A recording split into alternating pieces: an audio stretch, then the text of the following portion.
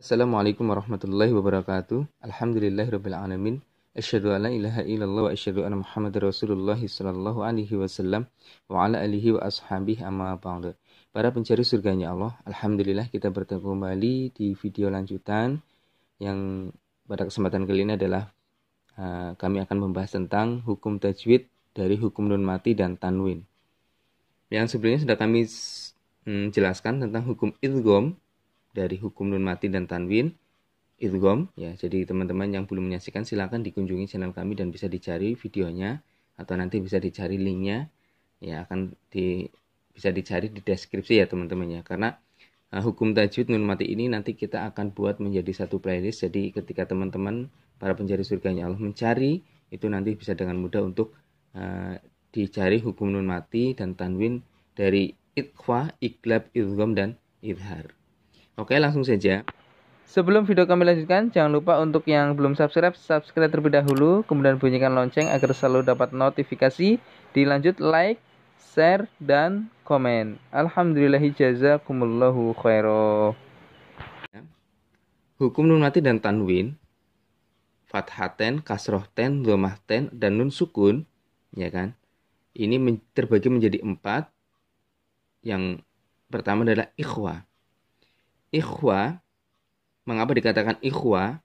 Ikhwa yaitu apabila ada nun mati atau tanwin, nun mati atau nun sukun, atau tanwin, fathaten, kasrohten, dhamahten, apabila bertemu dengan huruf ikhwa, maka di dalam membacanya itu dengan mendengung sebanyak 2 harokat. Dibaca mendengung sebanyak 2 harokat. 2 harokat atau 1 alif atau 2 ketukan. Adapun huruf ikhwa itu sendiri itu ada 1, 2, 3, 4, 5, 6, 7, 8, 9, 10, 11, 12, 13, 14, 15 huruf hijaiyah yang termasuk huruf ikhwa. Yang pertama adalah huruf ta, sa, jim, dal, zal, za, sin, shin, sol, zol, to, zo, fa, kof, dan kaf. Ada 15 huruf. Jadi apabila ada nun sukun atau tanwin, ya kan, sebelum ini kok bertemu dengan huruf 15 ini, maka di dalam membacanya itu dibaca mendengung sebanyak 2 harokat. Dan di dalam membacanya ini juga kita di dalam membaca huruf ikhfa ini atau hukum ikhfa ini adalah kita tetap membaca taruhlah di huruf nun sukun. Dan di dalam mendengung itu kita seraya mengucapkan huruf yang ada di depannya. Membaca huruf yang ada di depannya. Sebagai contoh, sa'idan thayyiba, dan fathaten, dan toy. Jadi saat kita membaca dan lidah kita ini sudah berada di huruf to. Dan to. Jadi dan 2 ketukan dan to.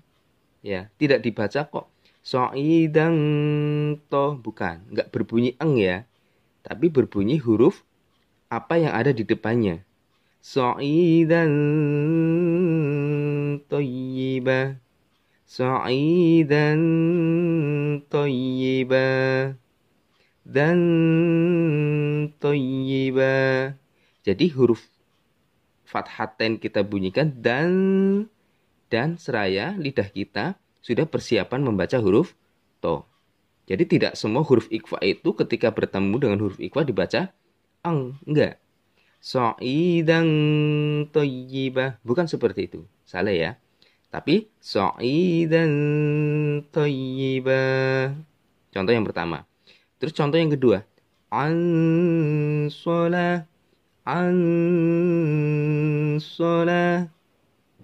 An sholatihim. An. Nah, lidah kita sudah membentuk huruf shad atau huruf yang ada di depan huruf nun sukun ini. Ya, jadi tidak dibaca sola, salah ya, bukan sola, tapi dibaca solatihim.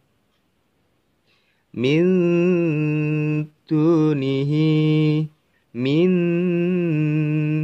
Ya, jadi membaca huruf nun sukun, min, lidah kita sudah berada persiapan membaca huruf dal. Lidah kita sudah membentuk huruf dal. Min dunihi. Seperti itu. Mengapa kok orang ketika membaca huruf ikhfa itu biasanya itu berbunyi eng? Karena apa? Karena ketika ada hukum nun mati, ya kan, atau tanwin, di sini adalah fathahatan, kasrohatan, atau dhamatan, kok dia tuh berbunyi eng? Karena pada saat itu bertemu dengan huruf kaf. Sedangkan huruf kaf itu sendiri ketika kita membaca kan berada di tenggorokan, ya kan? Maka ketika mangka kita sudah persiapan di huruf kaf, maka bila kita dengar itu seolah-olah itu memang berbunyi eng. Nah, seperti itu. Jadi mangka, karena apa? Karena ketika kita membaca huruf nun sukun bertemu dengan huruf kaf, itu di dalam kita membaca huruf kaf ini sudah berada di tenggorokan. Jadi ketika kita dengar itu seolah-olah huruf itu berbunyi eng. Mangka, atau dengan qaf, mangko, minko. Nah, jadi seolah-olah itu berbunyi eng.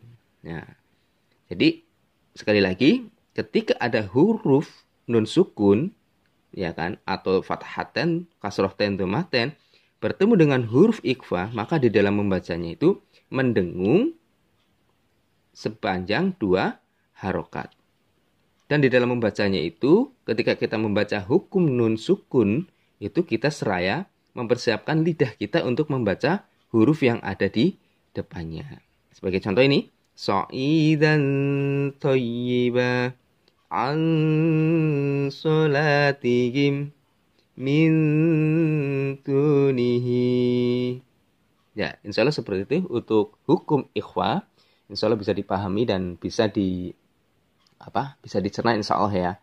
Akan tetapi kalau yang memang masih ada sedikit keraguan atau masih belum begitu masuk, belum begitu paham, bisa silakan kirim komentarnya di kolom komentar, bisa dipertanyakan lebih detail, ya nanti insya Allah akan kita jawab dan akan kita bantu pertanyaan-pernyataan dari Anda semuanya. Insya Allah seperti itu. Alhamdulillahi jazakumullahu khairan. Kurang lebihnya saya mohon maaf yang sebesar-besarnya bila mana kok dalam memberikan pembahasan atau di dalam memberikan penjelasan kurang bisa dimengerti. Tapi insya Allah kalau memang belum paham bisa diputar lagi sampai benar-benar paham. Insya Allah seperti itu. Sekali lagi jangan lupa untuk subscribe, kemudian like, share, dan komen. Kemudian jangan lupa bunyikan lonceng agar selalu mendapatkan notifikasi video terbaru dari kami. Karena kami ada banyak sekali video-video yang nantinya akan kita share untuk Anda semuanya, para pencari surganya Allah. Sekian, wassalamualaikum warahmatullahi wabarakatuh.